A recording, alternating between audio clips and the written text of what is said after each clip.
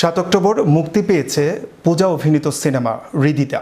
নতুন প্রজন্মের এই চিত্রনায়িকা পূজা চেরি সম্প্রতি সময়ে কিং খান শাকিব খানের সঙ্গে প্রেমের তুমুল গুঞ্জনের সমালোচনার মুখে পড়েন তিনি।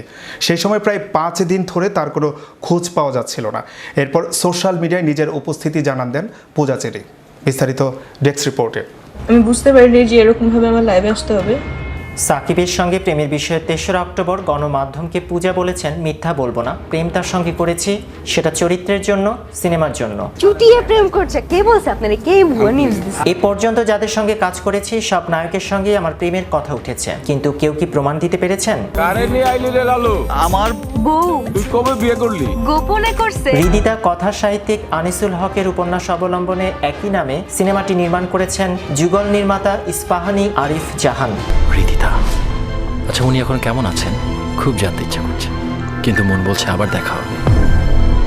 2019-20 অর্থ বছরে 55 লাখ টাকা সরকারি অনুদান পাওয়া সিনেমাটিতে পূজার নায়ক এবিএম সুমন। এর আগে 20 সেপ্টেম্বর হৃদিতার ট্রেলার প্রকাশ পেয়েছে। সেখানে একটি দৃশ্যে ক্যানভাসে তুলির আঁচড়ে বিবস্ত্র পূজার নগ্ন শরীরে ছবি আঁকতে দেখা যায় প্রেমিক চরিত্রে রূপদানকারী এবিএম সুমনকে।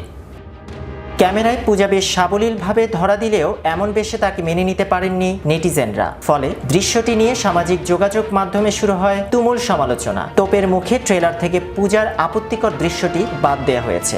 আসলে একটু রাশের মধ্যে দিয়ে যাচ্ছে। পরবর্তীতে 26 সেপ্টেম্বর হৃদিতা সিনেমার গান উন্মোচন অনুষ্ঠানে সাংবাদিকদের মুখোমুখি হয়ে বিতর্কিত সেই দৃশ্য প্রসঙ্গে পূজা বলেন, আমরা আসলেই খুব অল্পতেই বিচার করে ফেলি, যেটা আসলে করা উচিত না। 2 ঘন্টা কিংবা 2.5 ঘন্টার সিনেমার ট্রেলার দেখেই বিশ্লেষণ করে ফেলি, এটা কোনোভাবেই কাম্য নয়। আপনারা আগে সিনেমাটা দেখুন, তারপর না হয় বিচার করুন। আমি তোমাকে বিয়ে করতে চাই। মিয়া মোহাম্মদ রিফাতুল ইসলাম, বিশ্ব বাংলা নিউজ 24। লিখব কোথায় আমি চিঠি।